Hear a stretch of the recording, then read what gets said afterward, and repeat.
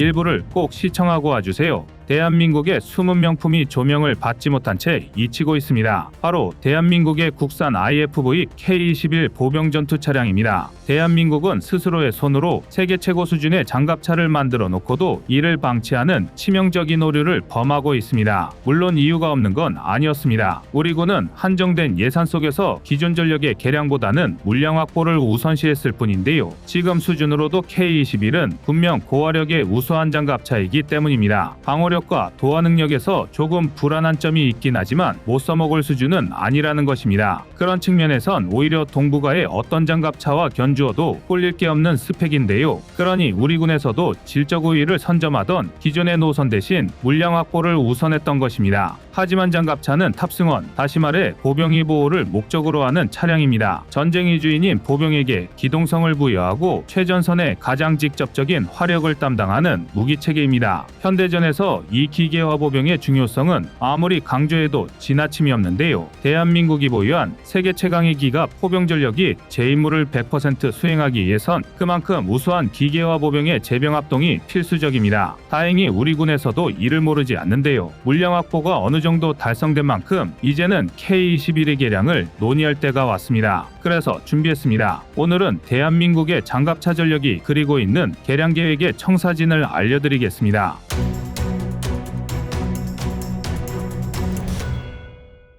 본격적인 내용에 들어가기에 앞서 반드시 짚고 넘어가야 할 게 하나 있습니다. 현재 K-21의 가장 큰 문제로 지적되는 부분이 바로 방어력 부족이라는 것입니다. 더 정확히 말하면 세계적인 추세에 비해 방어력이 부족하다는 점인데요. 그러나 빠른 기동전으로 적의 중심을 점령하는 게 목적이라면 지금 K-21의 방어력은 절대로 부족한 수준은 아닙니다. 그런데 전장이 시가전으로 옮겨지면 얘기가 달라집니다. 시가지 전투에서는 필연적으로 기동이 느려질 수밖에 없고 적의 기습에 노출될 확률도 높아집니다. 그리고 이런 상황에서는 증가장갑을 부착하기 어려운 K-21의 측면 방어력 문제가 수면 위로 떠오르기 시작합니다. 얼핏 이 문제의 해결 방법은 간단해 보입니다. 그깟 도하 능력쯤이야 내다버리면 그만인 것 아니냐는 것이죠. 맞는 얘기일 수도 있습니다. K-21의 수상주행 능력은 수많은 수정을 거친 지금에서야 간신히 써먹을 수준이 되었고 그마저도 다소간의 불안함은 남아있는 상태입니다. 그렇다면 차라리 수상도하를 위해 장착한 에어튜브 등을 탈거해버리고 아예 반응장갑 등을 부착해 추가적인 방어력을 확보하는 게 나아 보입니다. 더군다나 우리 군은 2027년까지 5,300억 원 규모의 KM3 자주도하 장비를 양산할 예정입니다. 일종의 움직이는 다리라고 할 수 있는 KM3는 8대로 부교를 설치하는데 20분 내외밖에 걸리지 않습니다. 심지어 나토 연합 훈련에서는 KM3의 모태인 M3 30대를 동원해서 고작 35분 만에 350m에 육박하는 세계 최장 부교를 설치하는데 성공하기도 했습니다. 알기 쉽게 비유하자면 35분 만에 충주댐 길이의 부교를 뚝딱 만들어낸 셈인데요. 동시에 탑재 하중이 63.5톤에 육박하기 때문에 K-21은 물론 K-39 천무, K-9 자주포, K-2 옥표 등 우리 군에서 운용 중인 거의 모든 장비가 도섭할 수 있습니다. 이쯤이면 K-21의 수상주행 능력이 얼마나 완벽하든 차라리 중량 따위 신경 쓰지 않고 증가장갑을 떡칠해 방어력을 확보하고 KM3를 대량으로 운용하는 게 나아 보입니다. 그러나 도하 작전은 생각처럼 쉬운 게 아닙니다. 아무리 강력한 화력과 첨단 장비를 보유하고 있는 세계 최강의 군대를 할지라도 도하 작전 시에는 적의 공격에 무방비로 노출되기 마련입니다. 오죽하면 손자병법에서조차 물속에서는 적을 맞이해서 아니 되고 적이 반쯤 강을 건넜을 때 이를 공격하면 이롭다는 대목이 등장할 정도입니다. 그만큼 과거부터 도하 상황은 전투력이 가장 약해지는 순간으로 여겨져 왔습니다. 이는 우리 군의 도하 교리에도 잘 드러나 있는데요. 우리 군은 1번 도하 작전 수행 전 소수의 정찰대나 무인기 등 정찰 자산을 총동원해 대안을 정찰한다. 2번 박격포, 전차포 등을 동원해 대안을 공격하고 공격 헬기의 어모하에 공격 단정에 탑승한 병사들이 강을 건너간다. 3번 장갑차의 강습도하로 교두보 확보를 지원한다. 4번 교두보 확보가 완료되는 대로 즉시 문교를 동원 일부 전차를 도하시킨다. 5번 이후 부교를 만들어 후속제대를 유도한다. 위에 5단계로 도하 작전을 구성하고 있습니다. 즉 장갑차는 본대의 최전선에서도 천병으로 투입되어 교두보를 확보하는 역할이지 후속제대와 함께 부교를 타고 입성하는 역할이 아닙니다. 장갑차가 먼저 대안의 안전을 확보해야만 그제야 K2 우표든 무교든 설치할 수 있는 셈인데요. 특히 주력 전차를 제외한 북한의 모든 차량을 격파할 수 있는 K-21의 높은 화력은 도하 지점 확보에 있어 가장 든든한 전술적 요소입니다. 우리 군이 무리해서라도 K-21의 수상주행 능력을 추가한 건 위에서 말한 2번과 3번 상황의 간극을 줄이기 위해서입니다. 그런데 만약 K-21이 자력 도하가 불가능하다면 공병대를 기다려 문교를 이용하거나 K-21의 화력 지원 없이 보병만으로 교두보를 마련해야 합니다. 가장 위기 대응 능력이 약해지는 순간인 도하작전에 걸리는 시간도 기하급수적으로 늘어날 수밖에 없습니다. 크고 작은 하천이 많은 한반도 지형에서 이런 시간 지연은 누적될수록 치명적인데요. KM3 또한 마찬가지입니다. KM3는 자주도하 장비의 특성상 방어 능력이 전무하다시피 하기 때문에 안전이 확보되지 않은 상황에서 섣불리 투입하는 건 어리석은 행동입니다. 만약 섣불리 KM3를 전개했다가 주력 도하 장비를 손실한다면 후속제대가 강을 건너지 못하고 선발대와 분리되어 버릴 것입니다. 자칫하면 대규모 기갑부대가 각계격파당하는 최악의 상황이 벌어질 수도 있습니다. 대한민국 안보 상황에서 도하 능력은 기본 소양이나 마찬가지인데요. 시가전 상황을 가정했을 때 K-21은 방어력이 부족하고 이를 해결하려면 반응장갑 등을 부착해야 하는데 그러면 25톤이 넘어가면서 수상주행이 불가능한 악순환 이고리가 맺어져 버린 것입니다. 졸지에 이도저도 못하는 상황이 되었는데요. 정말 K-21은 이처럼 불안한 방어력을 유지할 수밖에 없는 걸까요? 당연히 아닙니다. 사실 이 문제의 해결 방법은 의외로 아주 가까운 데 있습니다. 그저 대한민국이 가장 잘하는 것 그것 하나만 하면 그만인데요. 바로 화력을 키우는 것입니다. 현재 K-21은 K-47 19경장 40mm 기관포를 주무장으로 탑재하고 있습니다. 강력한 화포지만 본래 함정용으로 설계된 노봉을 개량한 탓에 포와 탄약의 부피가 상당하기 때문에 대형 포탑이 필요합니다. 또 덩달아 탄약도 커져서 기껏해야 200에서 240발 적재가 끝입니다. 이를 해결하기 위해 국방과학연구소 ADD는 지난 2015년 국내 기술로 CTA-4를 개발했는데요. CTA는 뾰족하게 튀어나온 탄두를 탄피 내부에 내장시켜 탄약의 길이와 부피를 축소한 특수 탄약을 말합니다. 이 덕에 30mm 수준의 탄약으로도 40mm와 동일한 화력을 구현할 수 있는데요. 이를 K-21에 적용할 경우 기존 대비 약 20%의 중량 감소 효과를 기대할 수 있습니다. 당연히 그만큼 포탑도 소형화할 수 있으니 대략 1톤의 무게가 줄어드는데요. 심지어 회전식약실을 적용하면서 장전장치 구조가 간단해지고 자동 송탄 장치를 적용, 탄종 변경도 훨씬 간편해져서 기동 중에도 높은 정확도와 효과적인 사격이 가능합니다.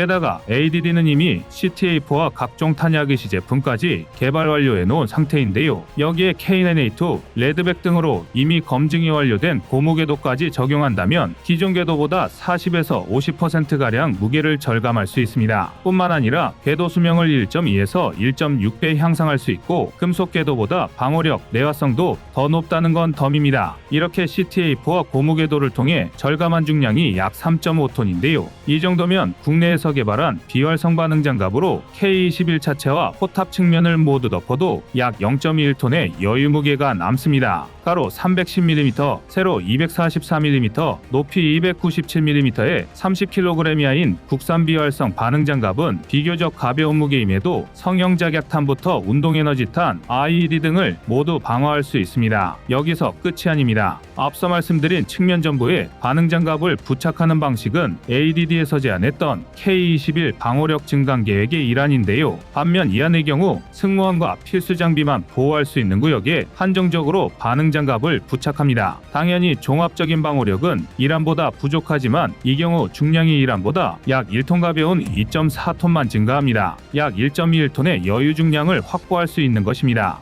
K-21 방어력 증강 이하는 이렇게 확보한 중량으로 다양한 추가 개량이 가능한데요. 우선 국산 대전차 미사일 현궁의 탑재가 가장 선행되어야 합니다. 이는 심지어 K-21 설계 단계부터 거론되어 왔던 개량안인데요. 그러나 K-21 전력화를 시작할 당시에는 현궁의 개발이 완료되지 않은 상태였고 결국 추후 성능 개량 시 적용하는 방안으로 미뤄졌습니다. 실제로 K-21은 처음부터 포탑 측면에 현궁 발사대를 장착할 수 있는 자리를 확보해 놓았는데 있는데요. 이 기술 흔적은 지금도 레드백 포탑 측면에 장착된 스파이크 대전차 미사일 발사대에서 확인할 수 있습니다. 이 덕에 K-21은 차내에서 미사일을 재장전할 수 있도록 설계되었고, 발사대와 통제장치를 운용하기 위해 사격 통제장치만 개량이 이루어지면 즉시 연궁을 탑재할 수 있습니다. 이 경우 발사대와 냉각장치를 포함한 구동장치, 운용 컴퓨터, 미사일 레바를 모두 탑재해도 약 150kg 정도밖에 증량되지 않습니다. 그렇다면 남은 여유 중량으로 능동방어 시스템을 적용하는 것도 가능해집니다. 일례로 K2 옥표에 탑재된 소프트킬 방식의 APS를 그대로 장착할 수도 있는데요. K2 옥표의 다영역 차장 연막탄 MSSG는 밀리미터파, 적외선, 가시광선을 모두 차단할 수 있는 특수 연막으로서 장갑 차량에 접근하는 대전차 유도 미사일을 자동으로 감지해 대응하기 때문에 적의 공격을 기만할 수 있습니다. 당연히 도하 작전 시 교두보를 마련하는 상황에서 주변 보병과 K-21의 생존 확률을 기하급수적으로 높일 수 있는데요. 그런데 불과 몇 년 전만 해도 앞서 말씀드린 개량안들은 문자 그대로 거론만 될 뿐 실질적으로 적용되지 않고 있었습니다. 가장 큰 걸림돌은 시간이었는데요. ADD는 CTA4 통합에만 약 4년, 능동방어 시스템에도 최소 2-3년의 연구가 필요하다고 보았습니다. 이에 우리 군은 결정을 유보한 채 차일피일 시간만 흘려보냈는데요. 덩달아 설계 단계에서부터 거론되었던 형국마저 탑재되지 않았습니다. 그러나 이제 상황은 완전히 바뀌었습니다. 현존하는 가장 최첨단 기술이 집약된 레드백이 완성된 것입니다. 그리고 K-21과 레드백을 제작한 하나에어로스페이스는 지금 당장이라도 예산만 투입되면 레드백에 적용된 기술을 K-21에도 적용할 수 있다고 주장하고 있습니다. 레드백의 기술적 고리가 K-21에 있기 때문인데요. 그나마 CTA4를 통합하는 과정에서 전용 포탑을 개발하고 소프트웨어와 인터페이스를 새로 설계해야 하는 걸 감안하면 약간의 시간이 소요되긴 하겠지만 이는 레드백 사양을 적용하는 과정에서 충분히 개발할 수 있는 레벨입니다. 즉, 이제 남은 건 우리 군의 결단뿐입니다. 여러분의 생각은 어떠신가요? 이상 꺼리튜브였습니다.